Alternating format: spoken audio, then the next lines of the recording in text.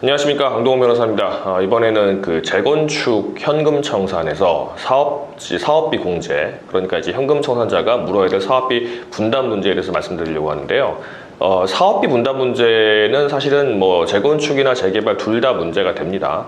그런데 재개발 같은 경우에는 2015년도에 대법원에서 판결을 하나 내렸죠. 이제 뭐 재건축뿐만 아니라 재개발도 사업비 공제에 관해서 왔다 갔다 했어요. 대법원 판례가 왔다 갔다 했는데 전원합의체 판결이 안 나오다가 그 재개발은 정리가 좀 된 게 원칙적으로 공제하지 않고 다만 뭐 그 사업비를 공제할 수 있다는 뭐 법 규정이 있거나 아니면 합의가 있거나 뭐 이런 정관 규정이 있거나 이럴 때 할 수 있다고 나왔고, 그러한 경우에도 그 전체적인 규모를 어떻게 사업비를 어디까지가 사업비로 될지, 그다음에 그 사업비를 어떻게 분담을 시킬지, 뭐 면적별로 나눌지, 뭐 아니면 종전 자산 가액 비율로 나눌지, 뭐 머릿수로 나눌지, 그런 기준을 정해서 총회에서 확정을 한 다음에 해당 사람에게 적법하게 통지를 해줘라, 뭐 이런 이제 판결이 나왔어요. 그런데 전국의 어느 조합도 그거를 지키는 조합은 저는 한 번도 못 본 것 같습니다. 제가 1년에 몇백 건씩 사건을 진행하는데 못 본 것 같아서, 재개발에 관해서는 조합들이 거의 사업비 공제를 요구하지 않아요. 뭐 요구한다고 하더라도 저희가 뭐 사건도 별로 없었을 뿐더러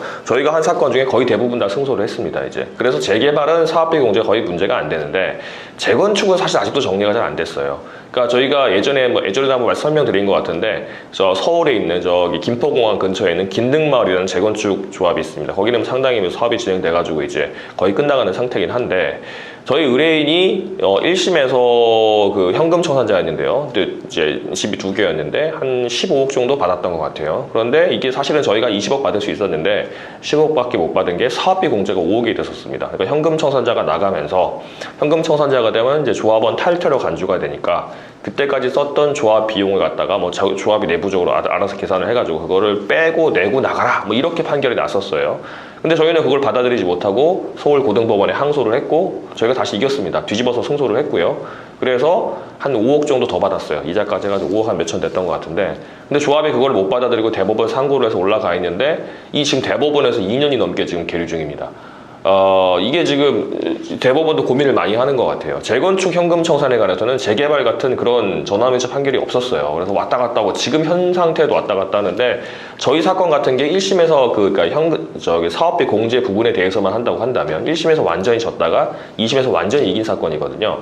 1심, 2심이 완전 결과가 다른 경우에는 3심에서 고민을 많이 합니다. 그리고 더군다나 이게 아직 법리가 정리가 안 된 분야이기 때문에 대법원에서 정리를 해주지 않을까 싶은데 아직도 모르겠습니다. 안 그래도 제가 며칠 전에도, 지난주죠, 오늘 월요일이니까 지난주에도 저희 그 담당 해당 의뢰인과 통화를 하면서 왜 이렇게 안 나오냐 그랬는데, 뭐 탄원서도 내고 막 그랬어요. 근데 저희가 이제 대법원한테 빨리 선고해라 이렇게 해가지고 촉구할 수도 있는데, 하게 되면 또 혹시 이제 그 이미지가 안 좋아질까봐 저희도 지금 기다리고 있는 상태입니다. 만약에 판결이 나오고 나면 저희가 이제 또 말씀을 드릴 텐데요.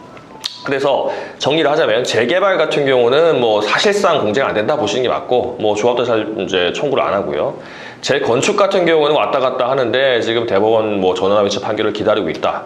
요 정도만까지만 아시면 될 것 같습니다. 그리고 다만 이제 하나는, 요즘 이제 대법원까지 가지 않은 사건인데 서울 행정법원에서 제가 논문도 썼었는데 요 관련해가지고 서울 행정법원에서 이제 특이한 판결이 하나 나온 게 뭐냐면, 재건축 현금 청산에서 사업비 공제를 인정을 했습니다. 빼라 인정하는데, 다만 그걸 비용을 어떻게 나눴냐면 자산성 사업비와 그 다음에 이제 소모성 사업비로 나눴어요. 그러니까 자산성 사업비는 뭐냐면, 재건축을 해서 새로 아파트가 지어지게 되면 그 아파트가 비싸잖아요. 당연히 뭐 새로 지은 거니까 조경도 하고 뭐 교통도 다시 하고 뭐 상수도 다시 하고 할 텐데, 그거는 그 비싼 이유는 그런 제가 말씀드린 그런 여러 가지 좋은 조건들이 그 가치의 화채 다 포함되어 있다라고 보기 때문에 비싼 건데, 그렇다면 재건축을 하면서 썼던 비용 중에 뭐 그 시공 비용, 뭐 도급 비용 같은 게 있을 거 아니에요. 도급 비용, 뭐 측량 비용, 감정 비용, 뭐 조경 비용, 이런 거는 다 새로운 아파트에 다 고스란히 그 자산이 들어간 거잖아요. 이제 그건 남아 있는 거니까, 현금 청산자가 중간에 나간다고 하더라도 재건축 조합은 그 올라간 가치를 다 가지고 있게 되는 거니까 비용을 쓴 게 아니다. 그건 그대로 자산은 남아있는 거다 해가지고 자산성 비용이라고 봤고요.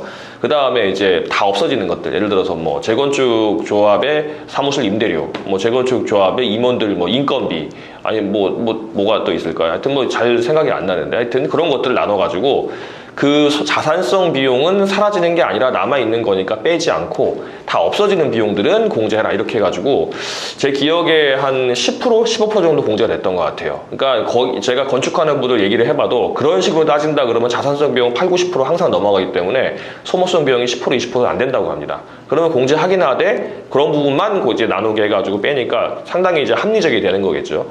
근데 제가 이 판결문을 받고 나서 저희 의뢰인도 만족하고 이제 항소 안 하고 끝나긴 했는데 이거 뭐 임원들 인건비라든가 그 다음에 뭐 임대료 정도도 사실은 뭐 없어진다고 하면 없어지는 것 같은데 사실은 그것도 아파트 지으려고 쓴 비용이니까 아파트에 다 들어가는 거 아니냐. 그 비용 다 썼으니까 재건축 아파트에 일반 분양자들한테 비싸게 분양하잖아요. 그거 다 그런 비용을 갖다가 일반 분양자한테 청구를 하니까 되는 건데 그럼 그것도 사실 없어지는 비용이 아니거든요. 근데 이제 이게 타협을 시키려고 한 거는 같은데 하여튼 이런 하급심 판결이 있기는 합니다. 그래서 이게 뭐 제가 장황하게 말씀드렸지만 재개발은 거의 공제 안 된다고 보시면 되고 재건축 아직 정리가 안 됐는데 하급심에서는 자산성 비용과 소모성 비용을 나눠서 판결하는 경우도 있다. 요까지만 아시면 될 것 같습니다.